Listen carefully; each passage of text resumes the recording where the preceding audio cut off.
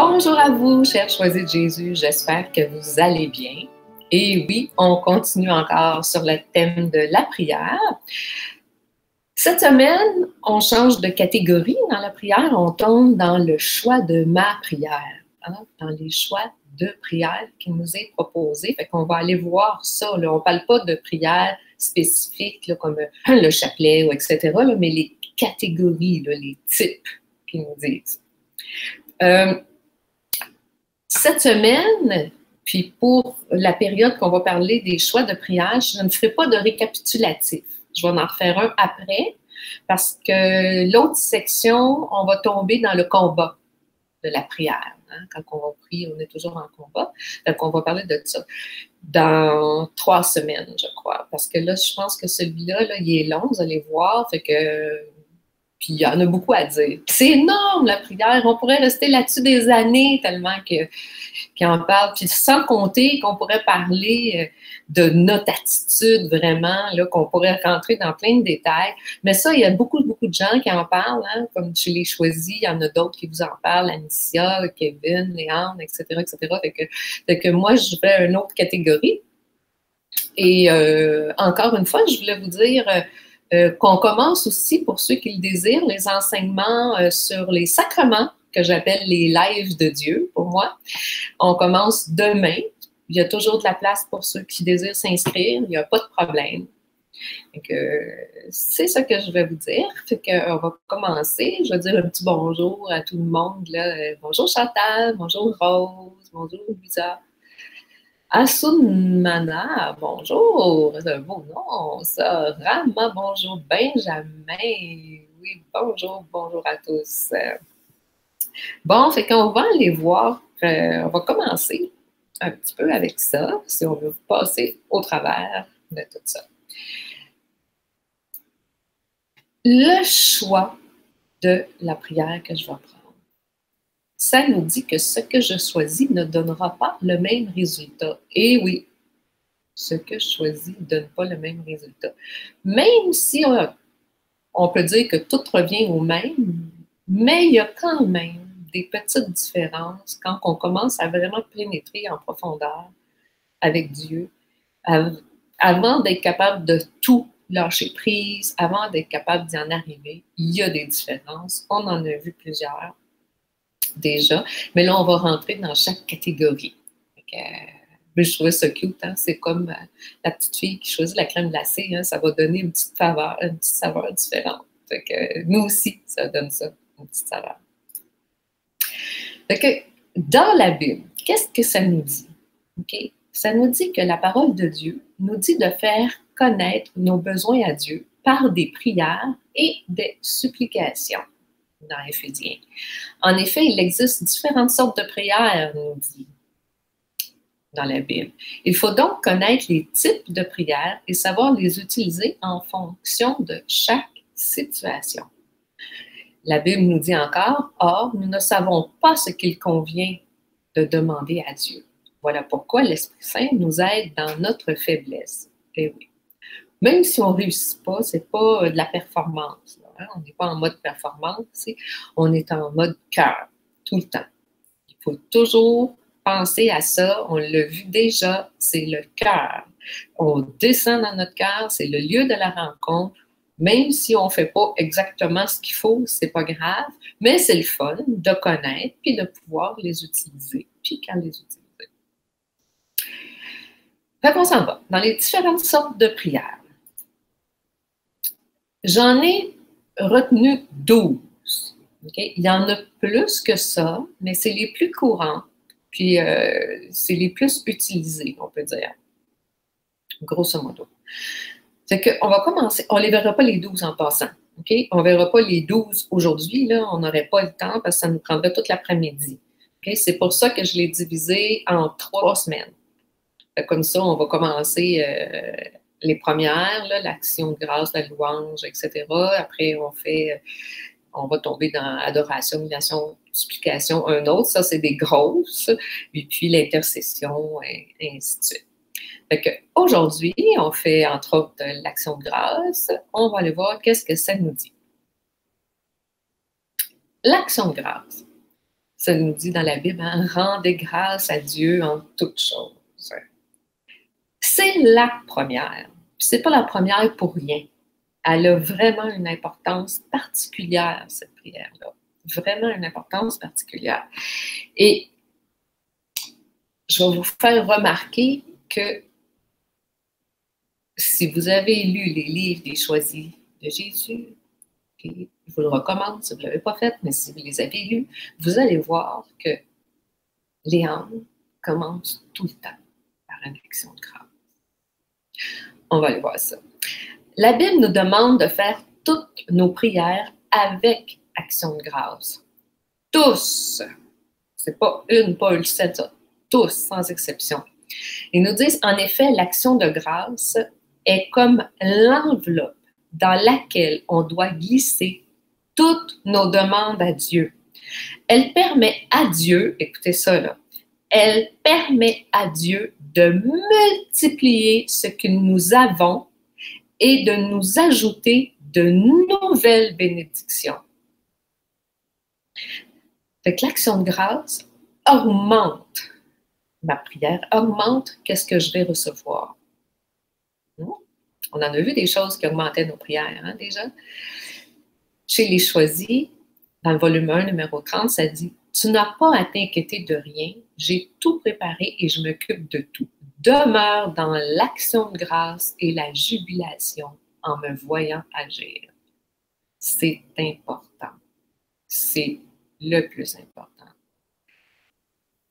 Vraiment, il faut retenir que l'action de grâce, c'est comme l'enveloppe dans laquelle on ajoute nos prières.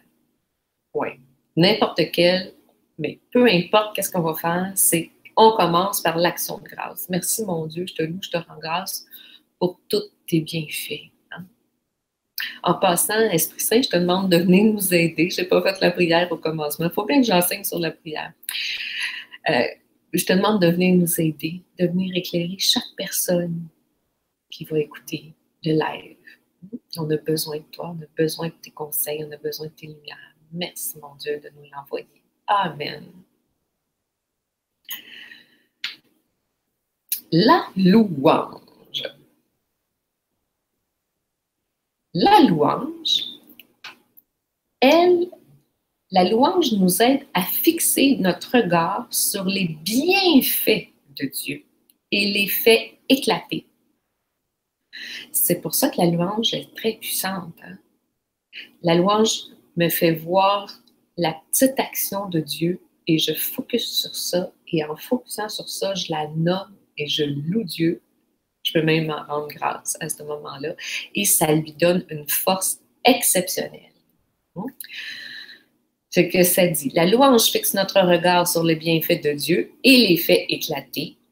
En le laissant prendre toute la place, elle devient puissante et ainsi triomphe. On dit que la louange, c'est le secret des saints. La louange aussi, c'est ce que les séraphins font. Hein? Ils louent Dieu constamment. Hein? C'est très puissant, la louange. La louange est donc le commencement de la vie du ciel sur la terre, nous dit Saint Augustin. La louange est donc le commencement de la vie du ciel sur la terre. Hein, Saint Paul exhortait à la louange. Hein?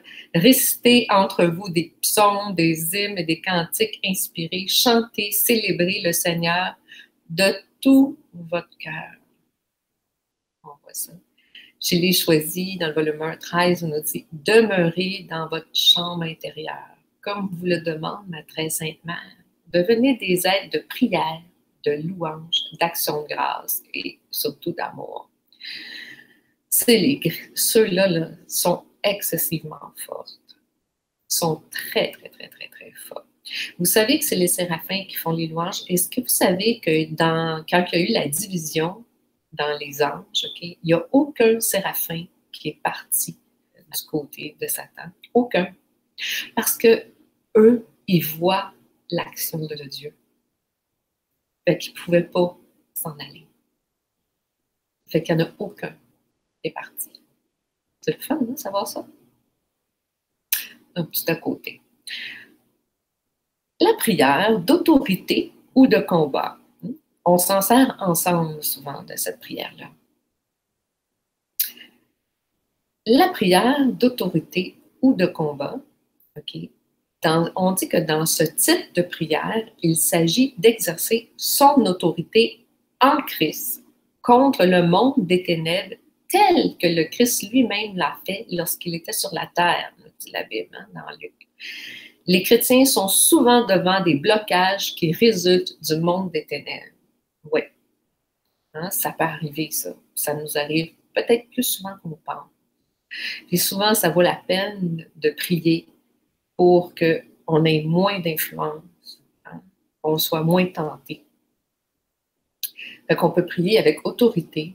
Au nom de Jésus, je demande à tout esprit impur de s'éloigner de moi ou de ne pas se manifester en ma présence. Au nom de Jésus, j'ordonne à tout esprit impur de ne pas se manifester en ma présence. On travaille avec puissance.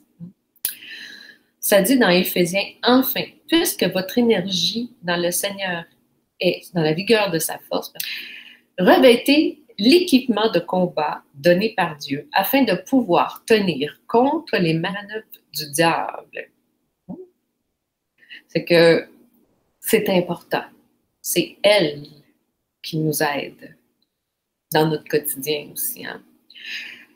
C'est écrit dans le catéchisme, « Car nous ne luttons pas contre des êtres de sang et de chair, mais contre les dominateurs de ce monde des ténèbres, les principautés et les souverainetés, les esprits du mal qui sont dans les régions célestes. » C'est eux qui ne nous lâchent pas, puis qui essayent de nous emmener sur le mauvais chemin, qui font parler les autres, qui mettent la discorde, qui activent nos défauts, qui nous titillent dans nos blessures, etc., etc. Et que les prières d'autorité et de combat spirituel sont importantes dans des situations comme ça. Dans la vie, là, dans toute notre vie chrétienne, une des choses qui est très importante, c'est d'arrêter, puis de regarder qu'est-ce qu'on est en train de vivre. Qu'est-ce qui se passe? Parce qu'on est tellement dans l'action, dans le roulement, dans notre pensée, que souvent on oublie de prier. Et des fois, on oublie de faire, de voir qu'est-ce qui est en train de se passer, de voir si je suis rentrée en combat, si j'ai une influence négative qui me fait penser à ça des autres, etc., etc. Fait que ça vaut la peine de s'arrêter, puis après, d'être capable d'appliquer au moins une des prières. La prière de demande ou de requête, qu'on appelle. La requête, on dit qu'elle consiste à exposer des besoins précis à Dieu. C'est quelque chose que j'ai besoin là, dans mon quotidien, comme ça. Demandez et vous recevrez, dit Jean. Telle est la promesse de Jésus pour ses disciples. Jésus, dans le volume 1 chez les Choisis, dit « Demande à ma Sainte Mère de t'envelopper dans son grand manteau pour te garder dans cette docilité et te protéger. Elle t'emmène, ma Sainte Mère, à faire des choses. Elle acquiert ta requête. » Jésus nous dit encore, je l'ai choisi, « Mon tout petit, j'accueille ta demande et je la fais mienne, afin qu'elle devienne puissante sur le cœur du Père. » Fait qu'il l'envoie tout le temps au Père. Mais ça, c'est pour des demandes du quotidien, la demande de requête. Mais c'est important, la requête. Pourquoi? Parce qu'on a besoin de Jésus, ou de l'Esprit Saint, en tout cas, tout le temps. Tant qu'on n'est pas capable de le suivre, là, comme ça, puis qu'on n'a pas encore de discernement pour savoir si on est sur la bonne voie ou pas, il faut régulièrement demander. Puis demander le discernement. On a la formule de discernement chez les Choisis un peu, mais c'est vraiment pour les petits besoins, ne serait-ce que pour avoir un stationnement quand on va en quelque part puis qu'on a des besoins quelconques, c'est des petites requêtes, mais ces petites requêtes-là nous emmènent à avoir de plus en plus confiance. Ça, c'est important. La prière de proclamation prophétique. Ça, c'est une grosse proclamation ou prophétique. La proclamation, ils vont ensemble. Okay? On les met souvent ensemble. Pourquoi? Parce que, on les retrouve dans la Bible, souvent les deux mis côte à côte, surtout quand on voit que la prophétie a s'est réalisée ou est avec de se réaliser, ou etc. Fait que souvent, on les a annoncés parce qu'on nous a annoncé quelque chose et on est capable de dire que ça s'est passé. T'sais. Fait que ça, j'en aurais pu vous en mettre plein d'exemples parce que, on en a dans les livres des choisis. Le livre en est un en soi, OK? Mais dans la Bible, il y en a tellement, tout est là. Hein? De l'Ancien Testament au Nouveau Testament, on pourrait dire que le Nouveau Testament, c'est la prophétie qui se fait. Hein? C'est ça qu'on est en train qui se réalise. Hein? C'est ça la réponse. Donc, c'est ça. Fait qu'on va le voir qu'est-ce que ça nous dit. La proclamation. Il s'agit de proclamer la parole de Dieu sur nos vies et de confesser par nos lèvres notre victoire par lui. Hein? Ça veut dire qu'on a été exaucé, puis ça a fonctionné, puis être capable d'aller le dire. Hein? On devient comme des témoins. Mais ça, c'est proclamé. Ça donne de la force à moi et aux autres. On a besoin de savoir ça. D'ailleurs, je trouve qu'il n'y a pas assez de gens présentement qui parlent des belles actions qu'ils reçoivent de Dieu, des belles grâces qu'ils ont. C'est comme si Dieu n'agissait plus, mais oui, mais il n'y a plus personne qui parle. On peut parler. C'est pas de se vanter, c'est de remettre, c'est même de rendre grâce à ce que Dieu vient de faire. T'sais. Chez les choisis, regardez,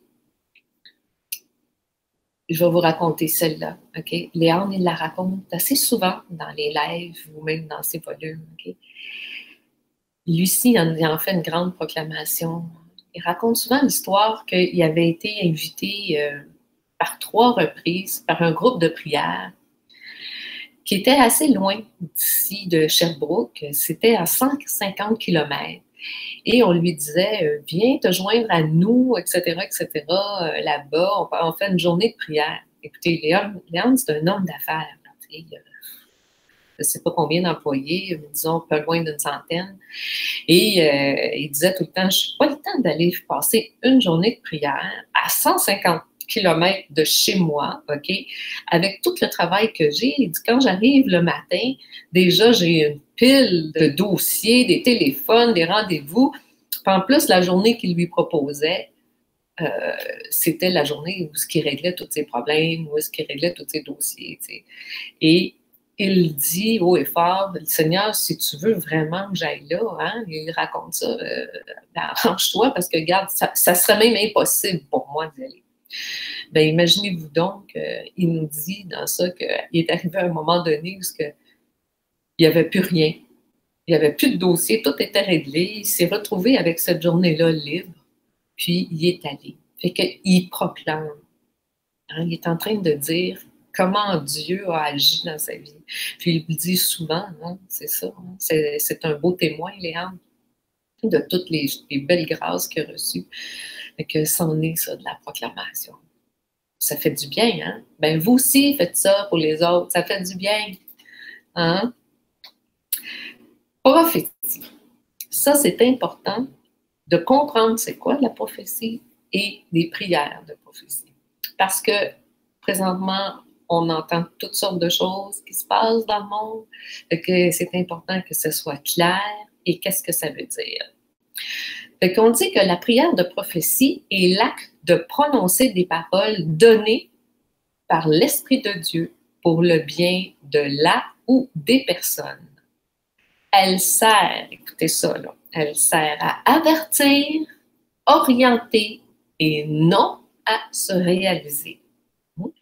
Ça ne sert pas à se réaliser nécessairement. OK? C'est pour nous aider, ces données. Saint Paul nous dit dans l'Épître aux Romains, « Selon la grâce que Dieu nous a accordée, nous avons reçu des dons qui sont différents. Si c'est le don de prophétiser, que ce soit en proportion du message confié. » Fait que la personne qui a ce message-là, OK, qu'elle a une prophétie dans son cœur, Il ne faut pas qu'elle le diminue, il ne faut pas qu'elle augmente, il faut qu'elle le donne juste. On va aller voir dans Daniel. On en a un autre, là. Okay? Dans Daniel, ça dit « 70 semaines ont été fixées à ton peuple et à ta ville sainte pour faire cesser la perversité et mettre un terme au péché, pour expier la faute et amener la justice éternelle, pour accomplir vision et prophétie et consacrer le Saint des Saints. » Fait que, il donne une période, hein, on voit, il donne du temps. Tu as tant de temps pour ça. OK? Fait que dans une prophétie, c'est à ça que ça sert. Il y a toujours une petite période qui sert. On va en avoir un autre aussi chez les choisis que je trouve qui est assez important quand Jésus y parle. C'est Léon qui dit au départ, et il lui dit, d'après toutes les prophéties, nous devons passer par les grandes tribulations où une partie importante de l'humanité sera détruite ou purifiée avant que la terre promise soit accessible. Regardez bien ce que lui répondait Jésus. Mon tout petit, sois sans crainte. Je suis un Dieu d'amour. Tu n'as pas à t'excuser de te poser une question, même si elle est d'une très grande envergure. La réponse est entre les mains du Père. Lui seul a le pouvoir de décider si les grandes tribulations annoncées pour purifier cette terre peuvent être réduites, regardez, réduites, ou exemptées. Et lui seul connaît l'heure exacte de mon retour. Cependant, une chose est certaine, c'est que mon retour est très proche et que le monde actuel, par sa conduite mauvaise, s'est mérité les tribulations annoncées afin d'être purifié. S'il y a une si grande communication présentement entre le ciel et la terre, si les cieux sont ouverts, c'est justement pour diminuer. Voyez-vous, là, c'est encore une fois, c'est pour diminuer ou même empêcher, si c'est possible, ces tribulations. Mais la décision du Père est ferme. L'amour doit circuler sur la terre comme au ciel. Pour que l'amour puisse circuler librement, il ne peut cohabiter avec le mal. Le mal doit donc disparaître. C'en est une prophétie. C'est un avertissement. Hein? Si on était capable de faire disparaître le mal, puis que tout le monde disait son oui, bien, on n'aurait pas besoin d'avoir des grandes tribulations. Parce que l'objectif de Dieu, c'est d'arriver à faire circuler l'amour. Fait qu'il dit, plus que de monde qui vont accepter d'enlever tout ce qu'il y a de mal, de se purifier en eux, moins que les tribulations vont être grandes dans le monde. Fait que j'aimerais bien ça, que tout le monde puisse écouter les choisis de Jésus, puis suivre les choisis. Enfin, il n'y a pas juste les choisis qui disent ça, hein, d'ailleurs. Mais n'empêche, ça serait le fun pour tout le monde. Hein? Les tribulations seraient beaucoup plus petites si les gens voudraient devenir amour. Fait que c'est ça, la prophétie. Fait que, on va continuer la semaine prochaine sur le même sujet. Je ne sais pas si vous avez des petites questions à ce sujet-là. Mais que j'ai perdu mon père, il me manque, ça va. Comment ça va? Comment faire? J'ai mal au cœur tous les jours. Oui. Que votre père, là, on va demander au Seigneur là, qu'il vienne accompagner votre père, puis que Marie le prenne dans son grand manteau. Hein? Parce que quand Marie nous prend dans son grand manteau, elle sait comment tout présenter ça, puis c'est la meilleure consolatrice. Qu'elle vous prend, vous et votre père.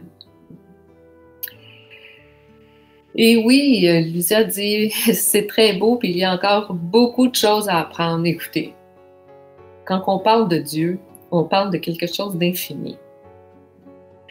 Mais quand on aime Dieu, on aime découvrir tout ce qu'il fait aussi. C'est sans fin. Hein? Faut pas se prendre la tête avec ça. Là. Toutes les fois, on dit « Oh, j'y arrive pas » ou « J'en sais beaucoup ». On peut pas en savoir beaucoup, ça c'est déjà là. Parce qu'il y en a trop, hein? C'est quelque chose d'infini, fait que ça finit jamais. Mais c'est pas grave, c'est le fun. c'est le fun de continuer à apprendre. Moi, en tout cas, j'aime ça. J'aime découvrir tout ce que Dieu fait. Je trouve que c'est magnifique. Et que, encore une fois, je vous dis merci d'être là. Merci d'être à l'écoute. Hein? En passant, vous pouvez partager aussi tous les petits mots, les pensées du jour. Ça l'aide. Hein? Les petites pensées, des fois, ça l'aide les autres aussi. Des fois, nous, on ne sait pas trop quoi dire aux autres, mais ça l'aide. Fait que, on va vous se laisser sur la petite prière. Parce que l'amour nous aime, nous devenons l'amour. Parce que l'amour nous aime, nous devenons l'amour. Parce que l'amour t'aime toi, tu deviens l'amour. À la semaine prochaine.